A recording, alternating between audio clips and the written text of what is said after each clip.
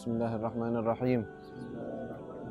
Nawaitu ta'allum wa ta'lim wa tadhakkura wa tadhkir wa naf'a wal intifa' wal ifadata wal istifadah wal hatha ala tamassuki bi kitabillah sunnati rasulillah wa du'a ila al-huda wa dalalata ala al-khair ibtigha'a wajhillah wa mardatihi wa qurbihi subhanahu wa ta'ala.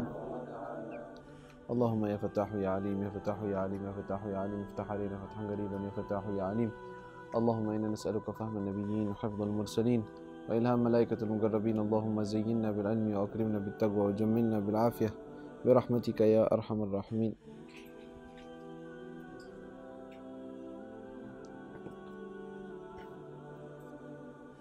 Min kitab Khulasat Nurul Yaqin fi Sirat Sayyidil Mursalin. Yang mana pertemuan lalu kita membahas tentang masih pada pembahasan tahun ke-8 dari hijrah Rasul sallallahu alaihi wasallam.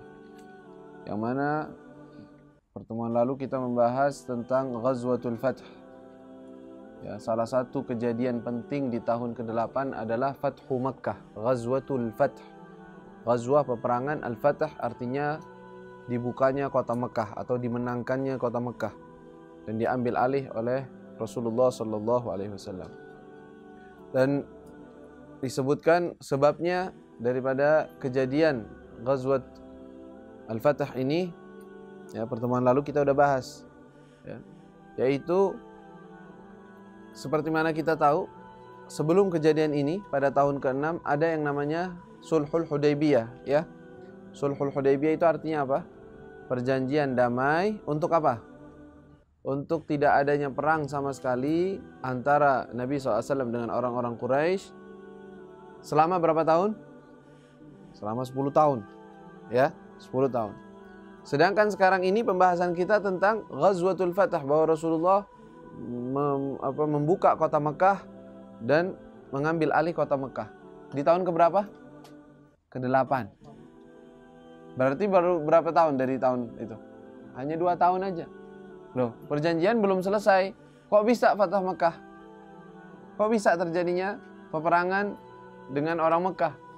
Sebabnya, itu ada sebab musababnya. Pertamanya, sebab secara globalnya, orang-orang Quraisy melakukan pelanggaran yang membuat perjanjian itu batal. Itu globalnya. Mereka melakukan pelanggaran yang membuat perjanjian itu batal. Jadi kalau ada suatu pelanggaran, sudah perjanjian itu tidak berlaku lagi. Ya. Yaitu sebabnya apa? Orang-orang daripada hulafa Quraisy. Hulafa itu orang yang ikut andil. Jadi ketika adanya sulh antara Nabi SAW dengan orang-orang Quraisy, itu ada 2 kabilah besar daripada kabilah Arab di daerah situ, dekat situ. Mereka bingung mau ikut yang mana. Mereka bukan mayoritas muslimin, atau sebagian dari mereka muslim, tapi banyakan tidak. Yaitu 2 kabilah namanya Bani Bakar dan Bani Khuza'ah. Ya. Ya kan? Al-Khuzai, ya. Ya. Khuza'ah, ya betul. Kabilah namanya Khuza'ah dengan Bani Bakar. 2 kabilah besar ini. Nah, Bani Bakar ketika adanya sulh ini, mereka bagaimana nih posisinya? Wah, mereka memilih untuk posisinya bersama orang-orang Quraisy. Ikut Quraisy. Udah, kita ikut mereka. Artinya posisi kami bersama mereka. Bani Khuza'ah, mereka mengatakan, kabilah Khuza'ah ini, kami bersama Muhammad. Bersama Nabi Muhammad SAW. Walaupun kebanyakan dari mereka tidak beriman, tetapi mereka ikut dengan Nabi SAW. Nah, yang terjadi adalah sebabnya ada seseorang dari Bani Bakar, dari kabilah tersebut, dia membuat suatu ejekan, mengejek kepada Rasul SAW di hadapan orang-orang Khuza'ah. Nah, ada orang Khuza'ah di situ yang mendengar ucapan tersebut, dia tidak terima, dia pukul orang tersebut. Akhirnya setelah dia dipukul dan dilakukan, kalau pemukulan itu nggak melanggar perjanjian, ya. Artinya dia berantem aja lah. Kalau ada tumpah darah itu baru melanggar. Nah, Bani Bakar yang memang punya dendam lama dengan Khuza'ah ini, kabilah Khuza'ah, dia nggak terima dengan perbuatan itu. Dia mengambil kesempatan atau mengambil rencana dengan bekerja sama dengan orang-orang Quraisy, kan halifnya mereka, temannya mereka, sekutunya. Dan mereka secara diam-diam menyerang kepada kabilah Khuza'ah, secara diam-diam, nggak ada yang tahu, sampai terbunuh dari Khuza'ah 20 orang. Nah, dengan itu orang-orang Khuza'ah melapor kepada Nabi SAW. Datang kepada Nabi, bilang, wahai Muhammad, mereka melanggar perjanjian, mereka telah membunuh dari golongan kami 20 orang, begini-begini kecil. Rasulullah mengatakan, kami akan menolong kalian sebagaimana kami menolong diri kami sendiri. Karena kalian sudah berada di bawah kami, ikut kami.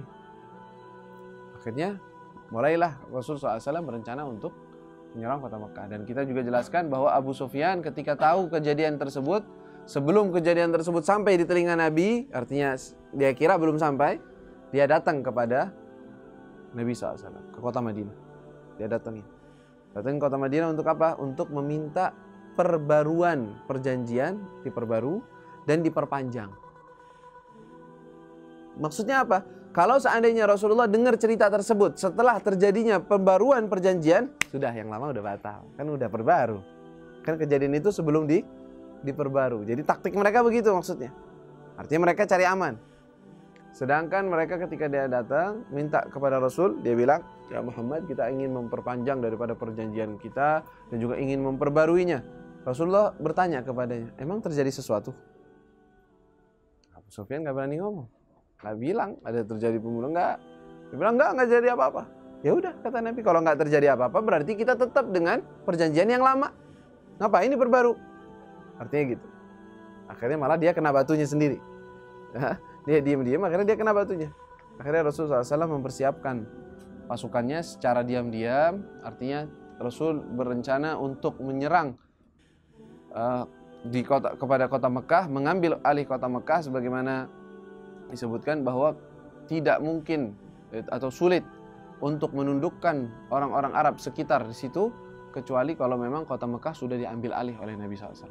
Kalau belum kota Mekah tunduk, yang lainnya sulit untuk tunduk. Tapi kalau udah kota Mekah di bawah tangan Nabi SAW, maka bisa yang lain cepat untuk masuk. Dan itu terbukti. Dan Rasulullah mengetahui dan mengagungkan yang namanya Masjidil Haram. Masjidil Haram itu tidak boleh terjadi peperangan dan pembunuhan di situ. Tapi terpaksa ini, bagaimana? Maka Rasul SAW meminta kepada Allah, ya Allah, kami ingin menyerang kepada orang-orang di Quraisy, tetapi jangan sampai mereka tahu kabar kami. Jangan beritahukan mereka tentang pergerakan kami menuju mereka. Kenapa? Agar kami bisa menggerebek mereka tanpa mereka harus melawan. Tujuannya Nabi mengurangi dan usahakan untuk tidak ada pertumpahan darah sama sekali. Nggak perlu mereka untuk menyerang. Ya. Setelah itu, pada ini pembahasan kita udah bahas kemarin, ya. Terus juga Yaumul Marhamah. Ya, jadi kisahnya itu yang kejadian selanjutnya adalah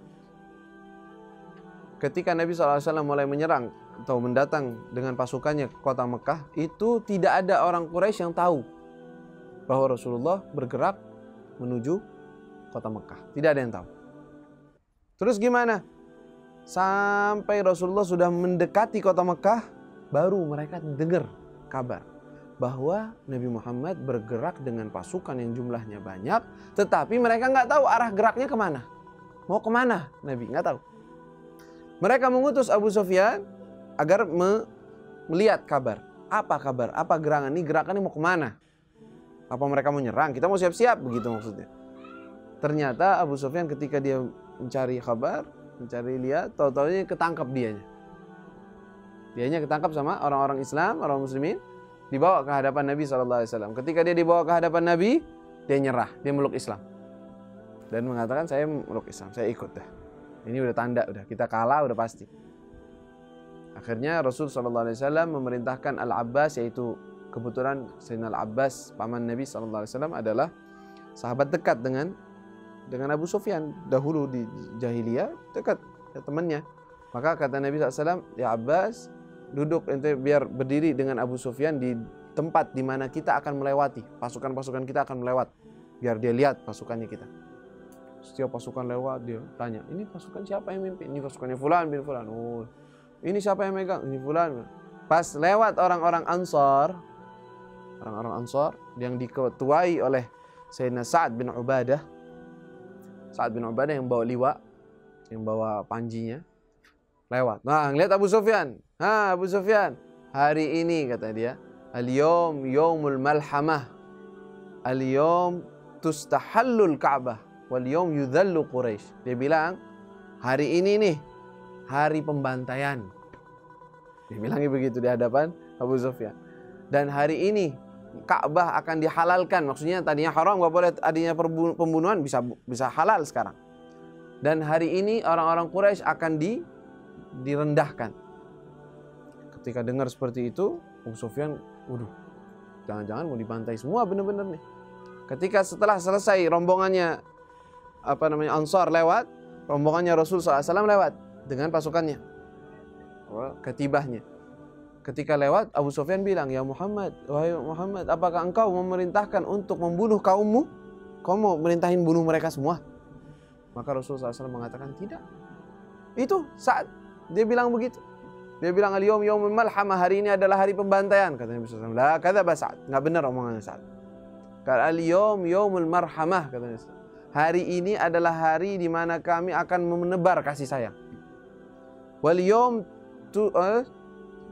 tuksal Ka'bah, dan di hari ini akan diperindah Ka'bah. Akan dibersihkan dari penyembahan kepada selain Allah Subhanahu wa taala. Diambil daripada semua sanam, semua daripada berhala, itu akan diambil di hari itu, di waktu itu. Nabi SAW bilang juga, al-yawm yu'azzu Quraisyan, dan di hari ini akan diagungkan orang-orang Quraisy. Jadi agung di hari ini. Nah, bukan mau menghancurkan mereka. Itu slogan Nabi SAW. Setelah itu Nabi SAW suruh ganti. Jangan Sa'ad yang megang liwanya, suruh ganti, jangan Sa'ad. Suruh ganti anaknya yang suruh pegang untuk menggantikan kepemimpinan perang.